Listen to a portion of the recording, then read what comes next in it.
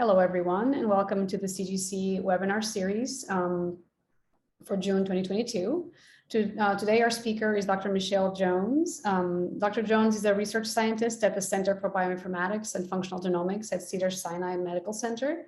Her lab works on projects that apply genomics methods to improve our understanding of inherited risk for ovarian cancer and mapping somatic genome of ovarian cancer to improve the understanding of this lethal gynecological cancer. Dr. Michelle Jones has been a CGC collaborator since 2019, and we're delighted to have her here today presenting her research.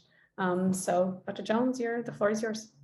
Fantastic, thank you so much.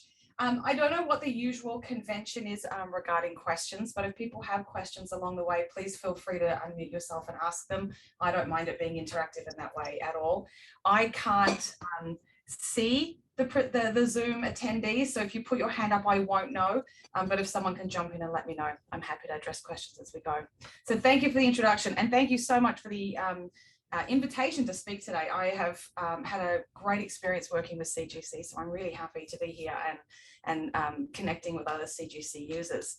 So I want to speak today about a project that was really a very new research direction for me. I come from a background of germline genetics. I was sort of quite active in the GWAS era, and now we're moving into population scale whole genome sequencing for genotyping.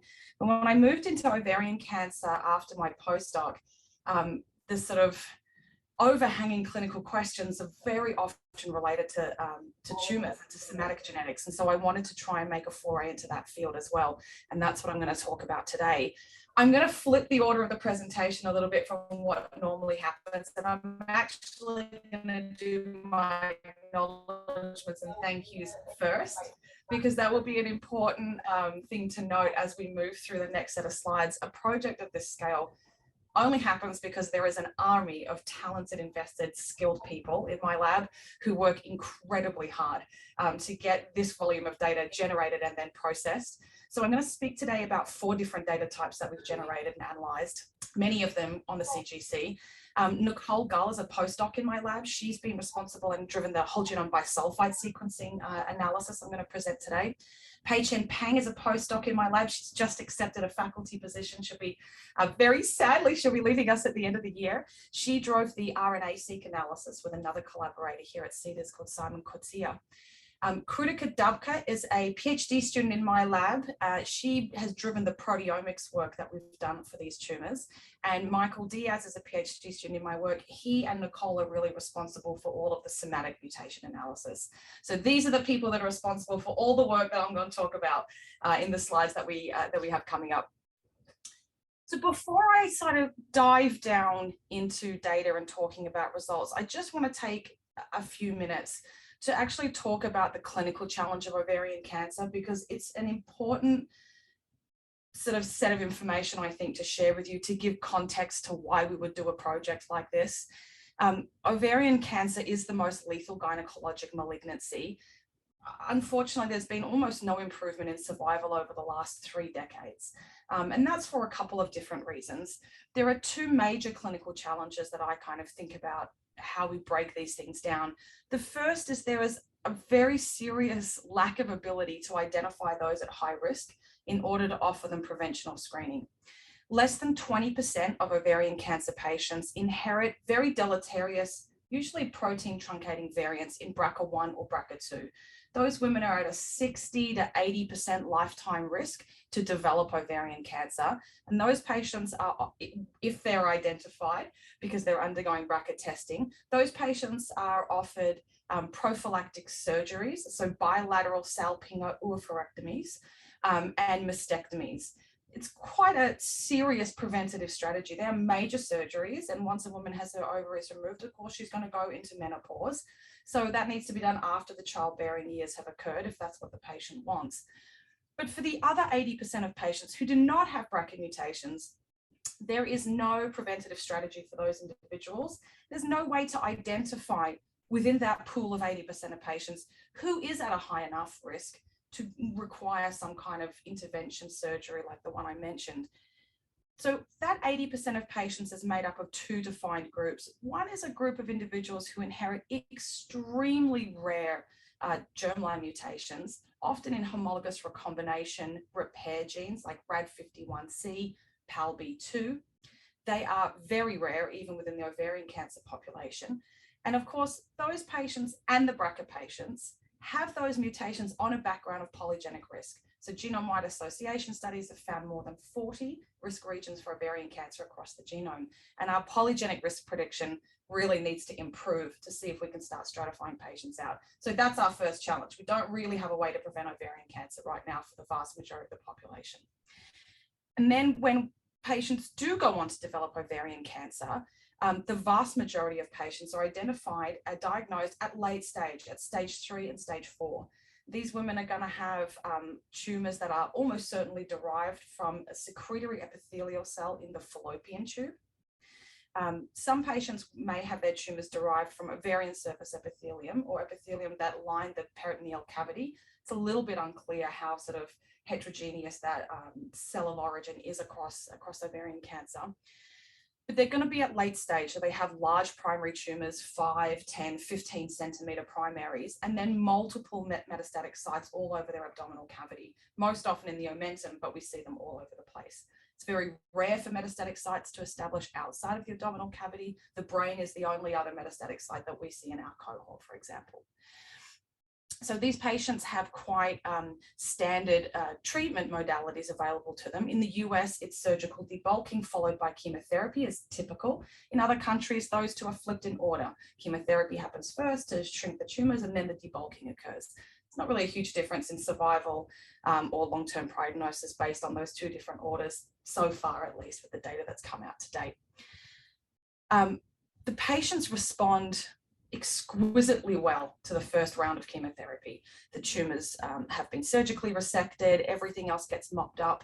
Any kind of circulating biomarker like cancer antigen 125 that's being used as sort of a proxy for tumor burden goes down, and patients will have a disease-free interval. But 80% of patients will relapse, require more chemotherapy. They will have another brief disease-free interval, they'll relapse again, and they go through these cycles of relapse chemotherapy until they become progressive, meaning their tumor continues to proliferate and grow even though they're being given chemotherapy, and then they'll succumb to disease.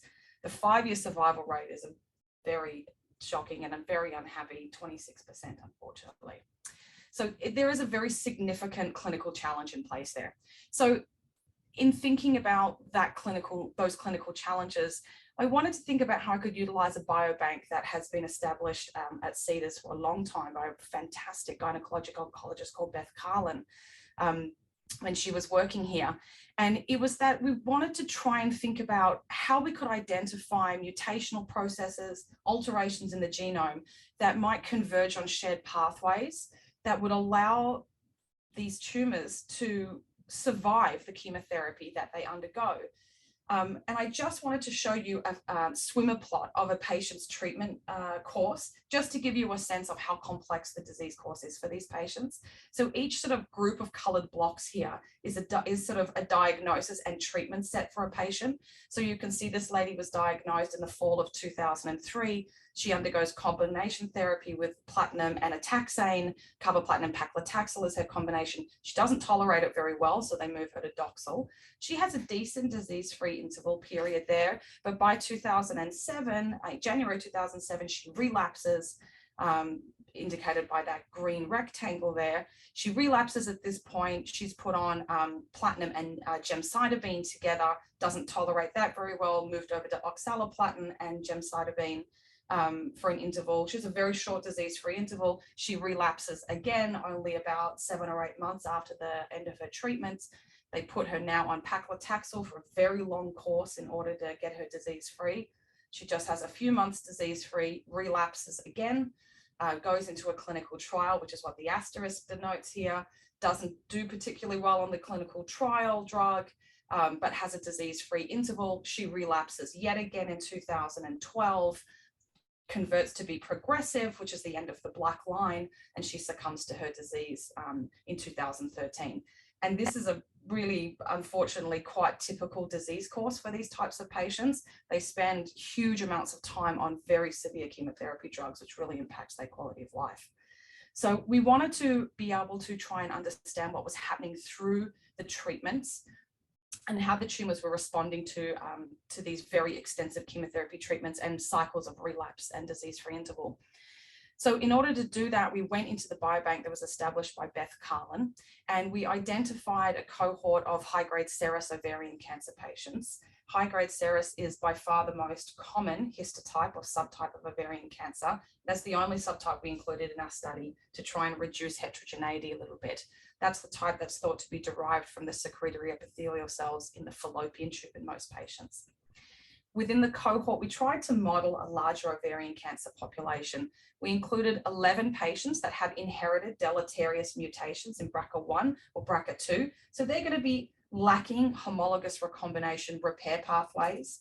They're heterozygous for these germline mutations. We see reversion events in their tumors very frequently. We included 34 patients who do not have any identified hereditary cause for their ovarian cancer. That's that polygenic risk group that I was referring to earlier, where it seems very sporadic in their family. It's unclear, why they got ovarian cancer. They're quite well clinically matched to those two subtypes of ovarian cancer, even though the sort of underlying genetic cause is really very divergent in the two groups. We were able to identify a set of patients for whom paired primary, so chemo-naive primary tumors, and post-chemotherapy resistant relapse or recurrent tumors were available as fresh frozen specimens for each of these patients. Some of the patients had one primary and one recurrent available. Other patients had multiple recurrents available. Surgery is not a standard treatment at disease relapse or at disease recurrence. So it's sporadically performed based on the burden of tumor and location of tumor at recurrence. So it's a little bit inconsistent in that way, but you'll see later in the presentation that really actually wasn't a factor at all. The patients have very extensive clinical annotations available. The Women's Cancer Research Program here maintains this biobank and makes it available to collaborators. And gosh, we're so lucky that we were able to get access to these samples and utilize them. You can see on the left-hand side here, a panel describes the locations of the tumors that we used. And so we have the BRCA carriers denoted in shades of orange. And on the right-hand side, we have the non-carrier patients in shades of purple. So you can see the primary tumors that we profiled were almost entirely from the ovaries at nexa, fallopian tube. We had a couple of primary tumors that were from the omentum. It's not always clear whether or not the omentum section of tumor that we're working on is a metastatic site, or if the primary tumor is so large that it's actually touching the omentum in the pathology annotations. They look very similar to all of the other primary tumors, which we'll talk about a little bit later in the presentation. So that also wasn't a factor long-term in the end, despite us being a little concerned about it. You can see on the bottom row of the panel here that the patients almost entirely have metastatic or relapse sites within the abdominal cavity. They cannot relapse or recur to the fallopian tube, to the ovary, to the uterus, because those organs are removed at the primary debulking surgery. So there's never a relapse at the same site as the primary. The most frequent relapse sites are going to be in the pelvic lymph nodes, in the omentum, if any was left behind during the surgical debulking at the primary diagnosis. We often see them on lining the inside of the peritoneum on the abdominal wall, or lining the abdominal wall down by the pelvis in these nooks and niches in the abdominal cavity. So we went through quite an extensive process to work with a gynecologic oncology sort of specialist in pathology here. And he helped us really, in a very detailed way, annotate the tumors and guide us here for microdissection, so that when we're profiling material, we're really profiling highly enriched epithelial material rather than infiltrating, contaminating stroma or adjacent normal tissue. So that was a great process, and I'm glad that we really put a lot of effort into doing that. We took a single about 30 to 40 milligram punch with a tissue punch and then cut it into 3 slices. The first section went to extract DNA, the second to extract RNA, and then the third for protein. Some of these tumors, you can see this here is an image of a glass slide. You can see how small this piece of tumor is that we had to work with. So it was quite challenging in terms of sample prep in that way. We really took our time and had to be quite thoughtful about how we're going to manage to do this. The germline DNA, we collected at least 3 micrograms from each patient where possible. And then 1 microgram went to a PCR-free whole genome sequencing of the tumor. We did 70x coverage of the tumor. We had paired that with a germline normal sample where DNA was extracted from peripheral blood mononuclear cells. That went to a minimum of 30x PCR-free whole genome sequencing. We also took a microgram to go into whole genome bisulfite sequencing for single nucleotide resolution of methylation data. The RNA was a little bit more challenging to work with. Some of these tumors had been in the freezer for more than 20 years. So some of the very earliest cases recruited into the cohort, we were unable to generate high quality RNA-seq, but for the vast majority of them, we were really able to do it, which was fantastic. We generated ribo and mito-depleted libraries, and then we went ultra deep on the sequencing. Our goal was to go for 400 million reads. We made it to about 335, I think, is the final average across the samples that passed QC, so that we could look at coverage of exons and UTRs to detect exon skipping, and to be able to identify enhancer RNAs, so we could make private per tumor enhancer maps for variant annotation and other sort of analyses that were important for Nicole and Pei-Chen's work particularly. The proteomics collaboration was brand new for me. I had not worked in proteomics before, and gosh, what a fun journey that has been. We had a great collaboration with Sarah Parker from Jenny Van Eyck's group over in the Heart Institute here at Cedars, and we performed data independent acquisition mass spectrometry to capture the entire proteome. So this is this has taken several years to do all of these things. Obviously, I'm sort of not presenting this as something we did this year. It's taken 3 years, 4 years to do this. So these are the 4 different data types with the kind of workflows. I'm going to touch on each of them a little bit today, rather than just single one out, because some of them have themes that echo one another that are very important and really help confirm surprising results that we find in some of the data types. And then the whole genome sequencing is the freshest data set that we're most newly analyzing. So that will be some preliminary data from that data set. So I'm going to start by talking about the epigenome and the transcriptome in these tumors. So this work is in bioRxiv at the moment. We are pretty deep into the review process in publishing this work. And this was led, of course, remember, by Nicole and by Pei-Chen. So they're really the masters who generated this really exciting work. On the left-hand side here, this panel shows disease course for the patients that had paired whole genome sequencing and RNA-seq data available. Each column or each vertical line here is a patient, and they all start at time 0. That's their day of diagnosis. The filled red circle indicates they had a chemo-naive primary tumor that we captured and we were able to use for our multi-omic profiling. The length of the line indicates how many days until their next relapse event. And then the color of the circle indicates whether it was relapse 1, relapse 2, relapse 3, in that serial way that I showed you in the swimmer plot. A filled circle indicates we profiled that tumor. So you can see here some patients have 3 or 4 profiled serial recurrent tumors to match with their primary. The black square very unfortunately denotes that the patient succumbs to their cancer. We're going to do our annual update later this year, and we know we're going to lose some of the ladies who are on the right-hand side of that x-axis. We do have one very long surviving lady who we are very excited that she is still around. And there is must be some very unique property that has helped her to survive this incredibly lethal disease.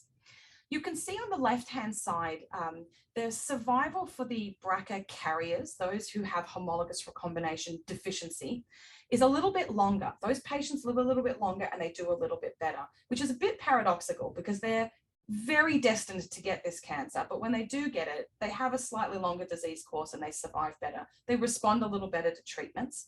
They now are qualified for PARP inhibitors, which will give them an additional 10 months of survival as well.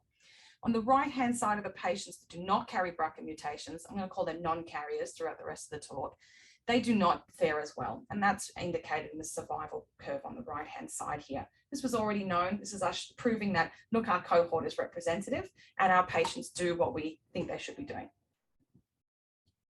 So we generated whole genome bisulfite sequencing data from all of these tumors and then started to analyze it and started to map out the epigenome in every single tumor at a single nucleotide resolution. So this is a heat map where each row here is a patient, each column is a CpG residue. So we've got 30 million columns here. It's so many. We have so much methylation data from doing whole genome bisulfite sequencing. It has been an incredibly rich resource for the lab.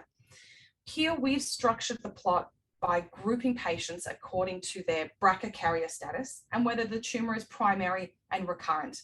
And anyone who works in bioinformatics or genomics or data sciences knows that you want to make a heat map and for you to be able to see clear clusters and groupings and similarities and differences.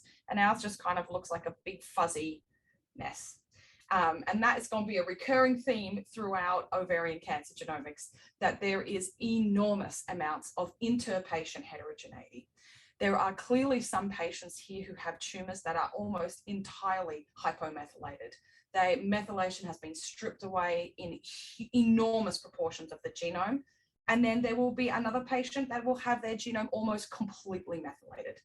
We don't see consistent patterns of methylation loss across individual chromosomes or arms of chromosomes either. That's what this scale of plot is really to show. So in thinking about what could be driving that inter-patient heterogeneity, we come across this concept of partially methylated domains. So these partially methylated domains are regions of the genome where methylation is gradually lost during the life of a cell or during the life of a cancer cell. It's due to the mitotic clock, so the number of cell divisions is correlated with the loss of methylation over time, so hypomethylation. It's known that differences at these partially methylated domains are an important driver of inter-patient heterogeneity in other cancers as well. This type of data had been generated in colon cancer, in some lung cancers, and in a fantastic paper in breast cancer by Brinkman that's published, I think, in 2019 in Nature Communications. If you're interested in whole genome bisulfite sequencing data and challenging heterogeneity, this is a wonderful paper to read. It was really demonstrative for us as we were trying to work through this very difficult analysis. So we went through the cohort and called these partially methylated domains in every single tumor, and then started to analyze what was happening with them.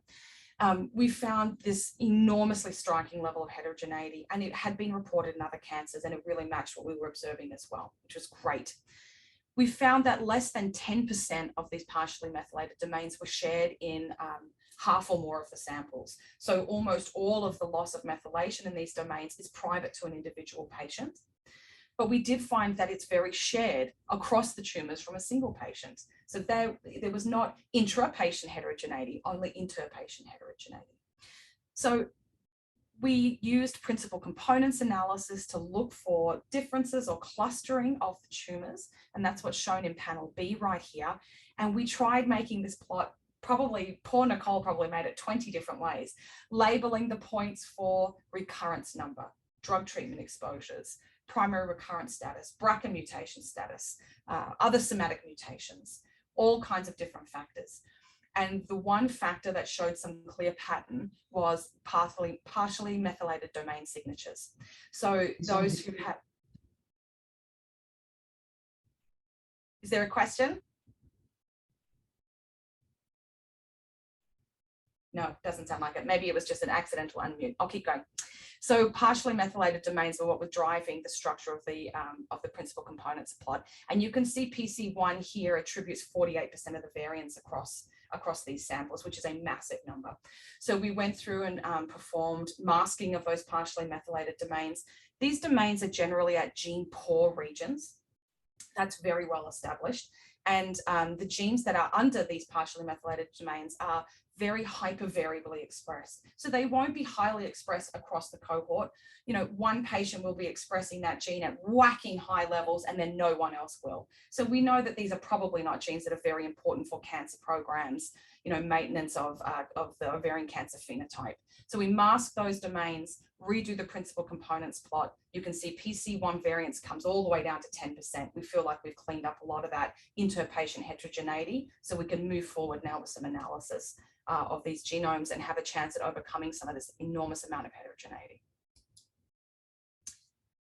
So this is a heat map of the most 10,000 variable CPG sites across the cohort. So each row here being CPGs, each column being a tumor. You can see we have a lot of clinical annotations on the top of the heat map. We see this continued theme of very high levels of heterogeneity observed between the tumors from different patients. We put in annotations here at the top for primary recurrent status, BRCA carrier status, sequencing batch, tumor processing batch, drug exposures. I mean, there was 50 rows of annotation when we started. None of them give any indication of why a sample is on the left versus on the right. The only significant clustering signal that we see is pointed out in the annotation row with the green arrow next to it, and that is patient identifier. The tumors from a single patient almost always cluster right next to one another. And this is very remarkable to think about, because you think about that disease course that I showed you in the swimmer plot for that patient. That patient had her primary chemo-naive tumor that was profiled. And then 3 years later, after she had taken 100 cycles of different chemotherapies, we profiled her third relapse tumor. And that relapse tumor is the most similar to her primary tumor. They're like a mother-daughter relationship, and they are very, very tightly related to one another, even at extremely high resolution methylation data. And that was not at all what we anticipated. I don't think anyone anticipated it based on the reviewer comments that we've had for the paper. It was very, very surprising. And it meant that we had to work very hard to prove that there was conservation of methylation and transcriptomic programs throughout extensive courses of chemotherapy in this disease. So then we had to set about doing that. We had to first really prove that the partially methylated domain masking was not getting rid of any true signal. So we do that by showing that genes that are under partially methylated domains in our paired RNA-seq data, that those genes are not highly expressed, that they're not important cancer genes.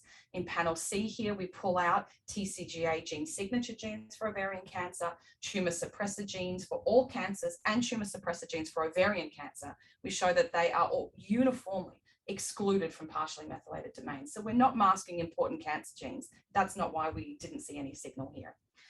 We then took the Euclidean distances from the heat map, and we calculated paired distances, the average paired distance between a primary tumor and all of the other recurrents from the other patients, and one patient's individual recurrent that's assigned. We did this across the entire cohort, and we did it in BRCA carriers and in the non-carrier tumors, in case there was some difference given how different their sort of genetic etiology is. We found the same signal in the methylation data and the RNA-seq data, that the Euclidean distance is far lower between a patient's primary and her matched recurrent than it is between any other pairing you can look at across the cohort. This is a deeply conserved signal, and it is really indicative of a very shocking lack of evolution of the tumor, of changes in the tumor at the epigenome and transcriptome level in these patients, even given the enormous sort of repertoire of chemotherapy most of these women underwent. It was a very surprising result, I have to say. Our hypothesis was wrong. and now we have to think about what that means and what to do with that kind of information.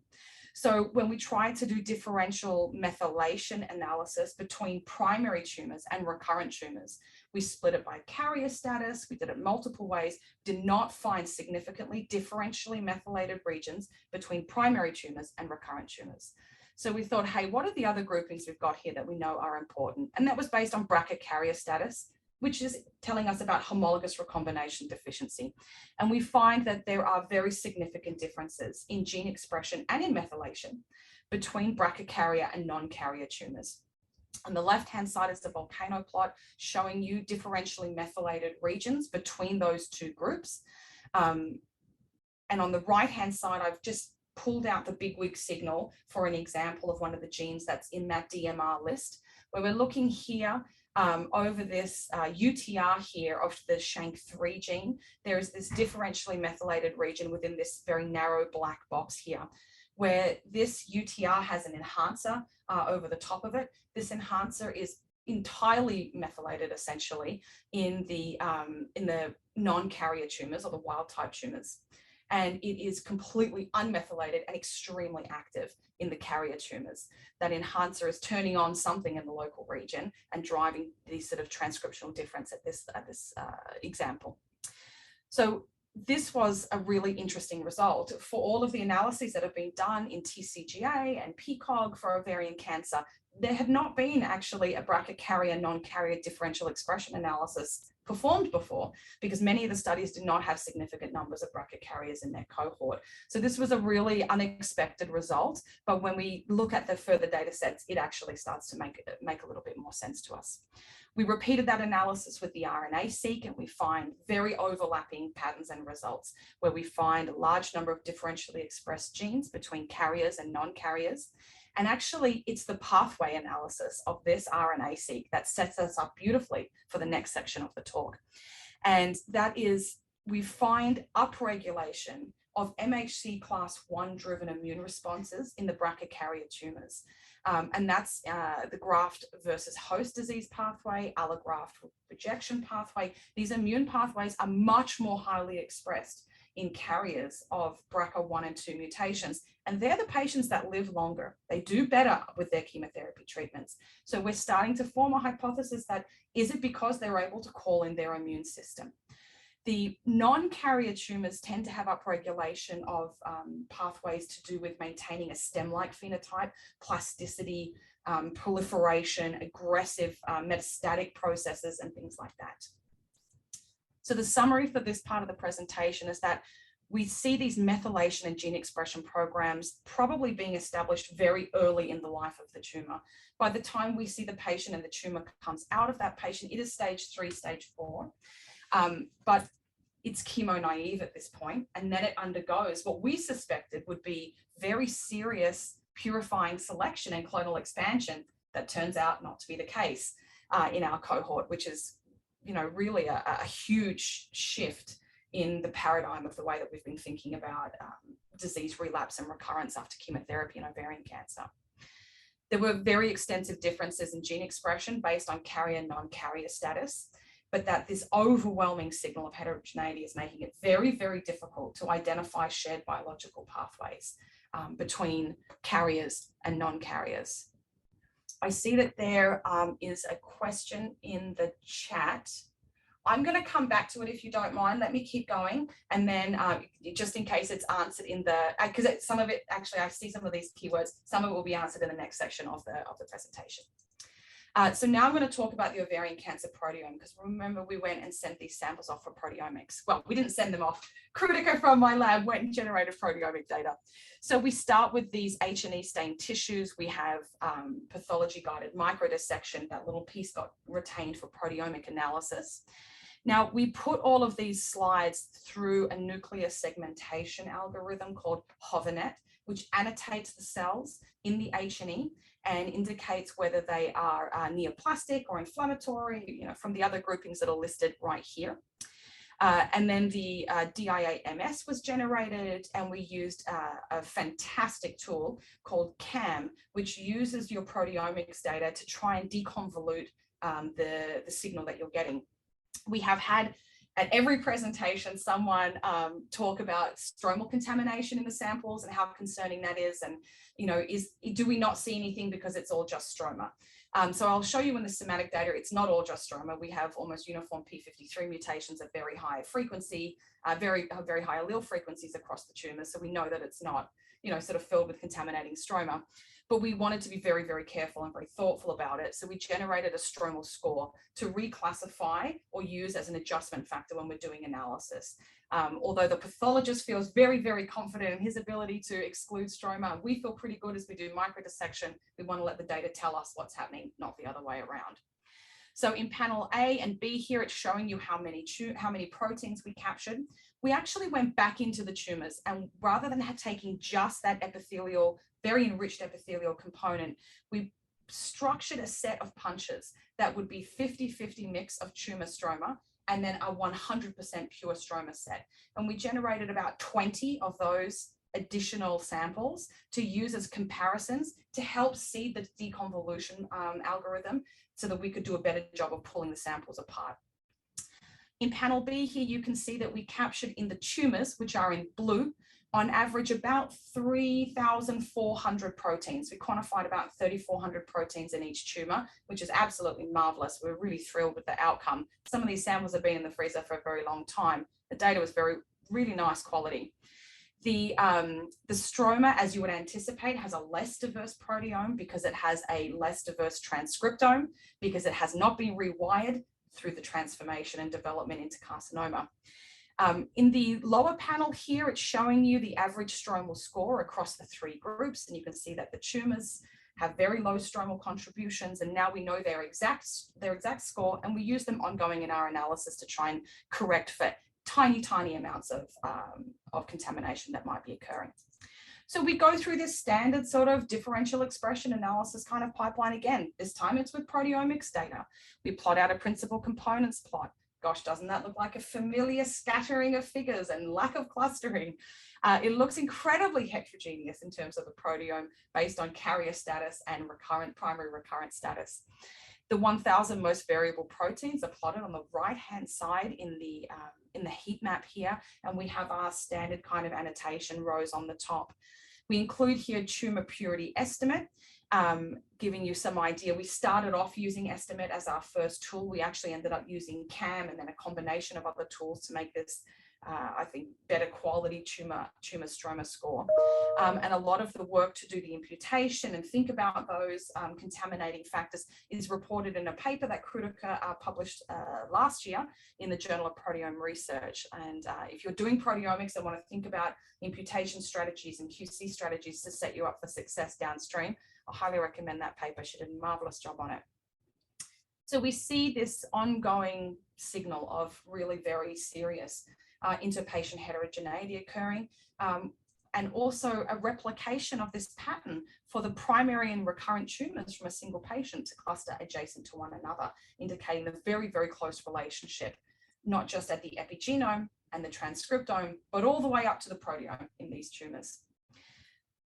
We did do differential expression analysis between primary and recurrent tumors. And I'm happy to tell you, we did actually find some proteins, whereas we did not have success in that comparison in the RNA and the methylation data. We did have some success in the proteomics data. The pathways that come up are actually really very similar to those that come up in the RNA-seq. So I'm not going to harp back through those because they look quite similar. The BRCA carrier non-carrier analysis or comparison again hits on some of those pathways that I mentioned before. So I want to come back to that idea that the carriers are overexpressing immune signals, immune factors, indicating activation of MHC class 1 and some pro-immune factors. One of the tumors that comes up in this volcano plot, the label was too small to read and hidden behind a dot. So I've just pulled it out and given you a heat map down below here. So here we're plotting out the expression level of a protein called STING. STING, I'm going to show you on the next slide how it functions in the immune system, but it's been getting a lot of attention lately. So it sort of pricked my ears up a little bit when I heard that that's what was coming out. We have here tumors sorted in this plot by primary and recurrent status first. So the left-hand side is the primary tumors, and then by BRCA carrier status. So here in this first group here, these are the primary tumors that are homologous recombination deficient. They're the BRCA carrier tumors down here. These are the proficient or non-carrier tumors. You can see that this STING protein is really much more highly expressed at both the RNA and the protein level in those primary tumors from BRCA carriers. And when we look into the recurrent tumors over here, some of these recurrent tumors are really maintaining that STING expression. Some of them are decently high levels at the protein level, but it is completely not present in the wild type recurrent tumors at all.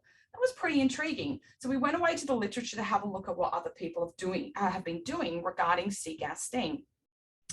There's a beautiful paper that came out last year by Brand, and they were looking at mouse models and how you could be calling in and activating the immune pathway, and to try and sort of help fight these tumors a little bit. And they sort of identified the role of anti-VEGF treatments in being able to call in CGAS STING to elicit an interferon gamma response. And when we went away and did some reading about interferon gamma, a few things are starting to fall into place. And this is a very preliminary hypothesis that we're going to try and flesh out a little bit more this year. But this immune response is thought to occur as a result of this sort of cartoon on the left-hand side, which comes from a really nice review paper of this pathway, where double-stranded DNA, either from a virus or extracellular vesicles, double-stranded DNA makes it into the cytoplasm of a cell. Here, that double-stranded DNA is detected and bound by a factor called cGAS. cGAS then signals and ends up activating the STING receptor on the outside of the endoplasmic reticulum. That activates an immune factor pathway that turns on interferon gamma inside the cell.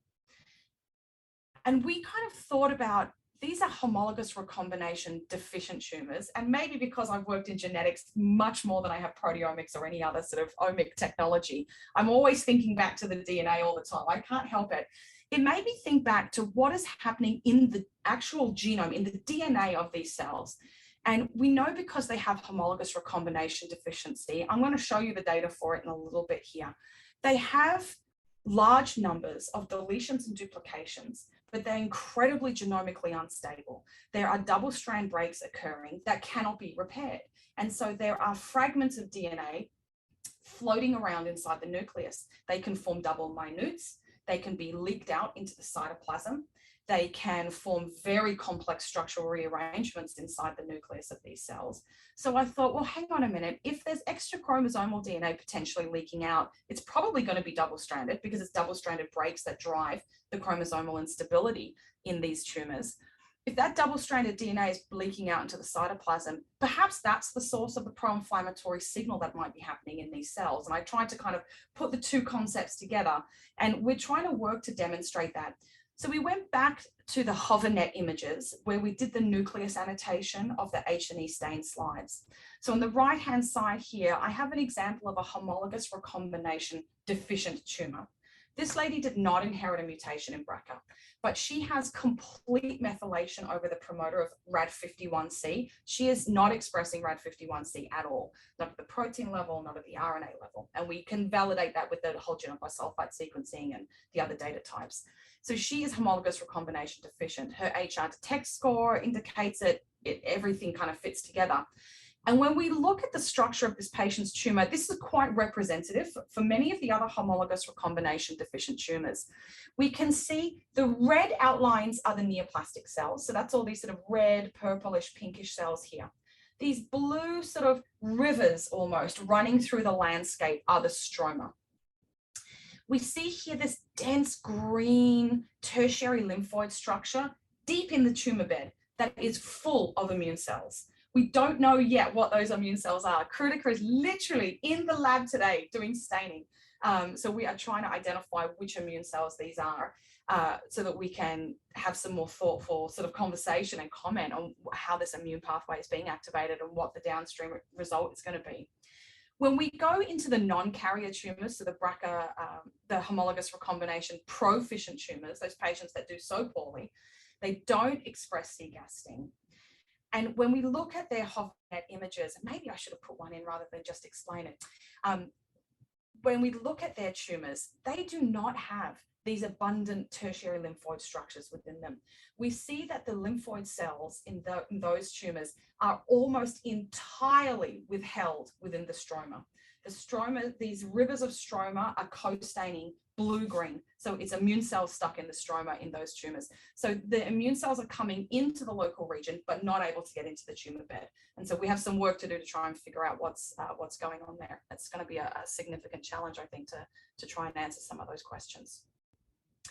So that kind of rounds out where the proteomics story has brought us to at this point. We're in the process of writing this up and doing some staining. We're going to do some codecs and finish off some of the validation stages of that analysis to wrap that paper up.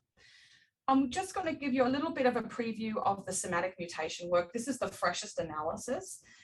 We did all of this analysis on the Cancer Genomics Cloud. And those of you who use the CGC, you'll know how fabulous it is and how much work it saves us in terms of using local computing resources. But I thought for those of you who are working in somatic genetics, we built in collaboration with CGC 2 custom pipelines for this project. The first is this somatic 4-caller workflow, which is within this black box. And it takes a very standard BAM file that we generate with BWA and GATK to do the base score recalibration and the realignment around the indels.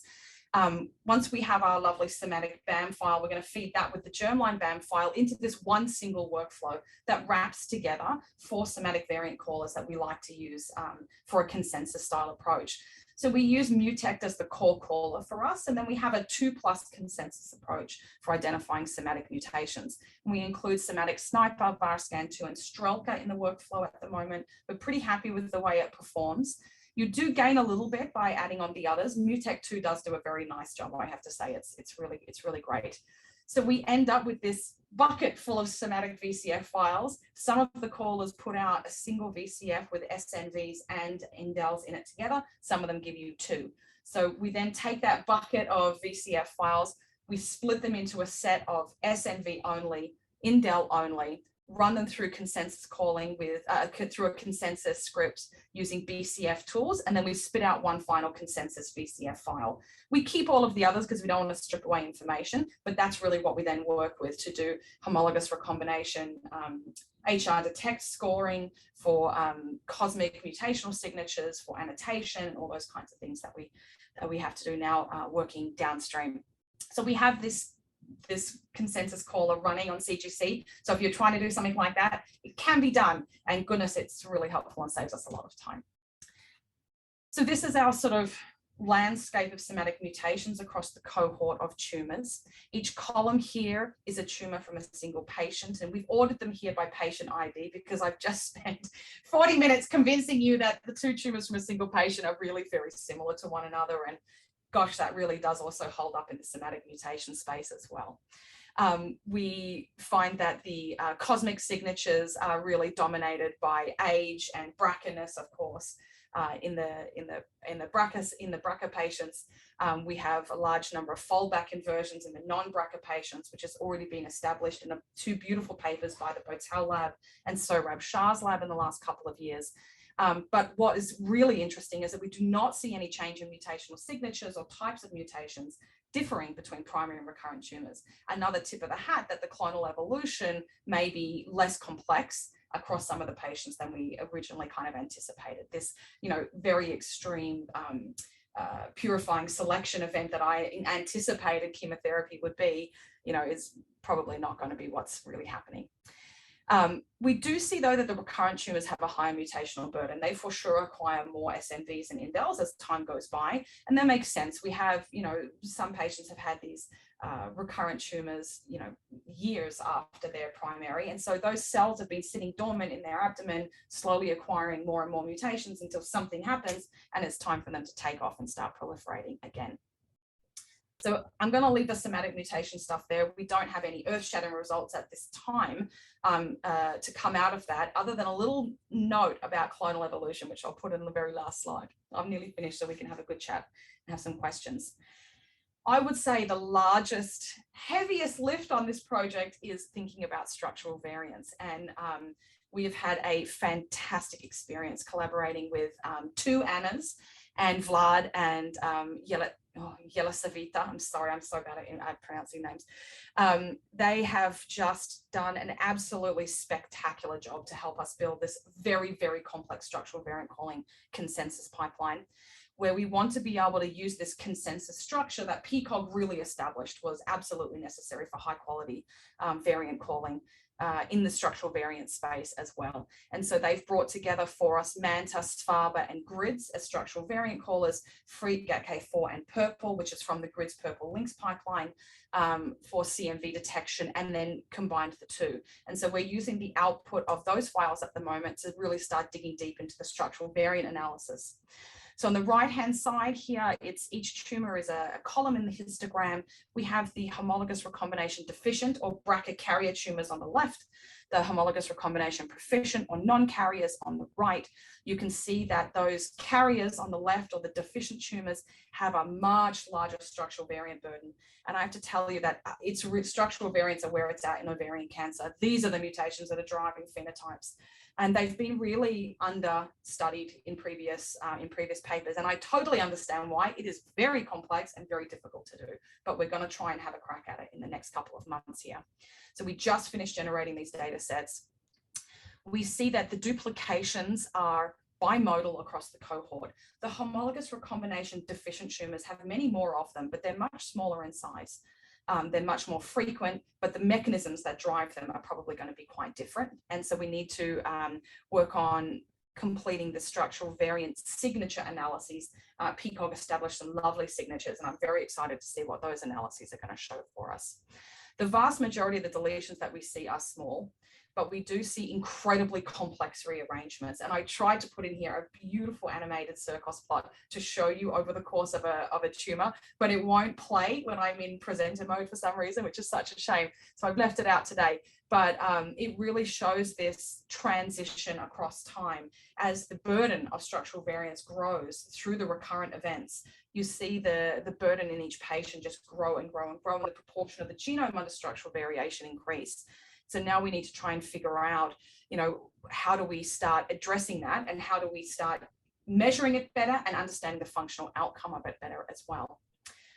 So this, I think, is my second to last slide of data. So we've just started performing clonal evolution analyses using the somatic data. It takes structural variant data as well as SNV indel, or simple somatic mutation data. And we've been using the Decipher tool from Ben Raphael's lab, and it has been very interesting. I just have one demonstrative example here to start with, where this patient has quite a complex polyclonal seeding of the relapse tumor from an original metastatic site. So this woman had a primary tumor in the bottom of her abdomen, down by her ovary and fallopian tube. We profiled that tumor, and you can see in this top row here, Decipher thinks that she has 3 clones. The dominant clone is this purple clone. The purple and red clones both arose from the primary initiating population, which was not captured, but they do have some shared phylogeny. And then this red clone gave rise to this orange clone, which is starting to take off and dominate. And so this complex polyclonal primary tumor gave rise to metastatic sites that relapsed later in time and gave rise to this polyclonal mixture down here, where the purple clone is lost at the metastatic site.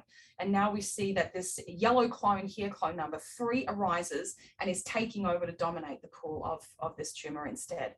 And the sort of tree is shown over here on the right-hand side. We've just started pushing these tumors through this workflow, and we're going to start seeing how we can contextualize this analysis with the other data sets that we have an understanding of, particularly the WGBS, where we see highly methylated genomes and highly hypomethylated genomes. What does that look like in the context of clonal complexity in these tumors? And we're going to run this analysis as well with just structural variant information, because we know that many of the SNVs are just simple passengers. This is my last slide, just a summary of the things that we've kind of dug up as we've gone through this really challenging project.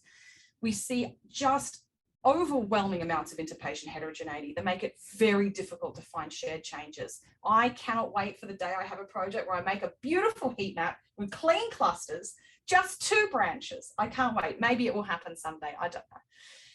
But we do see very important differences in the genomes and transcriptomes and proteomes of tumors based on their homologous recombination deficiency and proficiency status. That's an important thing to think about. These immune pathways like SIGA-STING that we see being upregulated. We see some very important immune evasion pathways up in the non-carriers. How can we turn these into improvements in clinical outcomes? We see this overwhelming signal that my hypothesis was definitely incorrect, that for the vast majority of patients, they do not undergo clonal selection and purification as a result of chemotherapy. We have complex polyclonal seeding at metastatic sites, and these complex polyclonal populations are what relapse and continue to grow over time and continue to develop. We have some patients with 4 or 5 serial collections, and as we analyze those, I think they might be really helpful for us. So this is the acknowledgement slide. Many more people than this contributed to the project, of course. A complex project like this doesn't happen because of just 10 or 12 people. but the clinical team and the lab team and the team in my lab have just been absolutely spectacular. I've put our funders down here. Some of our sequencing was done here at Cedars. Much of it was done with Fulgent out in East LA. They were absolutely marvelous partners. That's it. I'm going to stop sharing my screen so I can see people. I do believe you have a question in the chat. I can read it for you, but for the next couple of questions, if you want to unmute, you can do that. And yeah, please question do. Live. I can see the chat now because I've stopped sharing my screen, so I'm going to read it off. So Dennis Montoya says, thank you for your talk. DNA methylation differs significantly between cell types.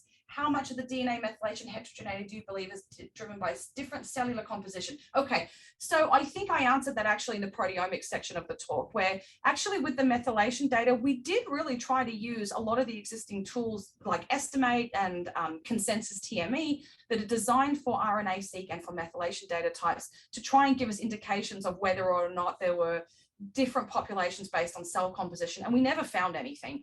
And it made sense once we had done the proteomics profiling, as because they were really largely very pure, that these are, you know, these are epithelial populations.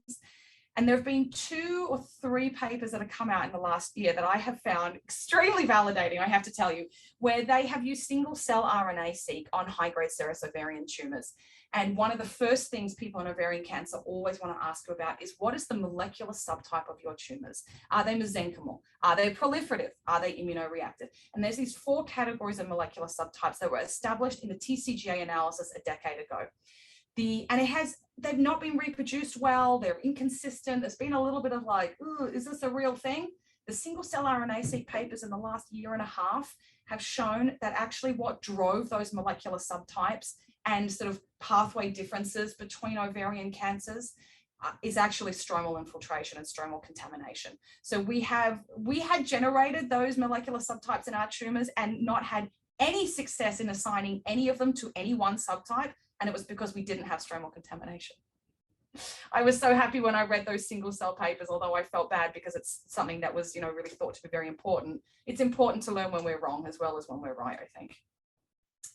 I see a question from Rowan Beck. You explained that primary and recurrent tumors show similar profiles after RNA and bisulfite sequencing. Were there any notable differences identified between primary and recurrent tumor samples? And were these differences noted between individuals? Do you mean by histology or by some other characteristic? Honestly, just any characteristic in particular. I was just curious. Yeah, so it's really wild, actually. You know, in setting up the project and thinking about, you know, the microdissection, the histology, the images, the H&Es, I've spent so much time staring at these things that I like photos of my family members.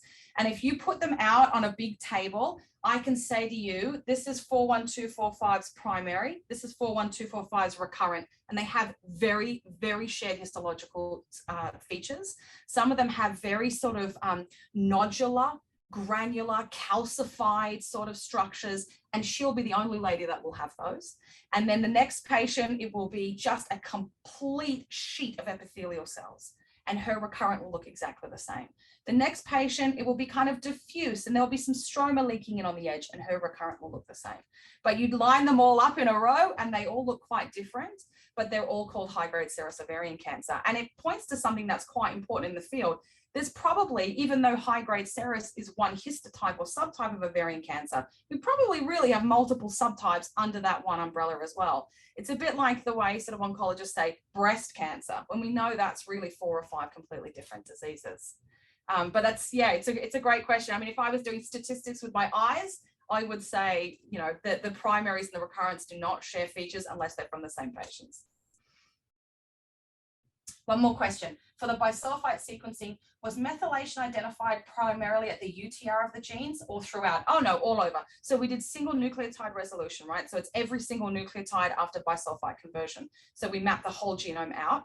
When we find differentially methylated regions, they will be clustered around enhancers, which we validate with the private enhancer map per patient generated with the RNA-seq data. They'll be at promoters. We did see quite a lot at those intron 1 enhancers, which are important for transcriptional isoform selection during gene expression. We just find very few that are shared amongst tumors from different patients. That's all. You take one lady's primary and her recurrence, it is just, you can pick them out and sort them out in IGV just with your eye by looking at the patterns, you know, how deep their PMDs are. And that's actually one thing that is quite interesting. Ben Berman was the sort of methylation guru who helped us on the project. And, you know, he's looked at a lot of whole genome bisulfite sequencing data in his life. And he sort of really thought it was very remarkable that the depth and the scale of the partially methylated domains is very extreme in this cohort. And so Nicole was Ben Berman's PhD student while she was working on the data, and then she joined my lab as a postdoc. We've now just got access to the Brinkman data, and we're going to start doing some shared analysis between breast and ovary, because I think there's going to be some similarities in there.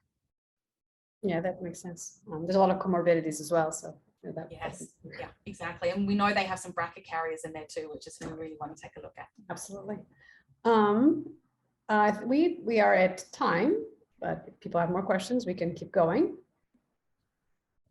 I'm happy to keep going if there are more questions. I know it's a dense presentation. It's one of those projects that's quite tough to talk about that in 1 hour. I try and just pick what are the cool nuggets related to what's happening at the moment. All right. I think everyone's ready for lunch. I know I am. So I actually just posted on the chat. If you're interested in learning about more about the Cancer Genomics Cloud, you can visit our website. I left a link there. You can email Rowan or I. We will answer you and point you to the best tool to fit your analysis. We also have office hours if that's better for you. So, you know, feel free to contact us, and we'll look forward to seeing you again. And thank you so much, Michelle, for your presentation. That was amazing. Anytime. Thank you. Anytime. Happy to do it. Thank you, everyone, for your time and for listening. Much appreciated. Have a great day. Thanks so much for coming. Bye-bye.